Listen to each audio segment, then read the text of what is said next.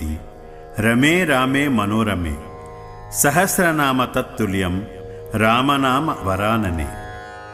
పరమశివుడు తన సతీమణి పార్వతీదేవికి శ్రీరామనామ మహిమను తెలియజేస్తున్న సందర్భమిది. ఓ సుందరానన, పార్వతి, రామనామము చాలా గొప్పది. శ్రీరామ రామ రామ అని రామనామమును ఒక్కసారి ఉచ్చరిస్తే అది 1000 మార్లు పలికినంత ఫలితము. ఈ మనోహరమైన రామనామమందే నేనెప్పుడూ నిమగ్నమై ఉంటాను అని శివుడు పార్వతితో పలికిన పలుకులివి.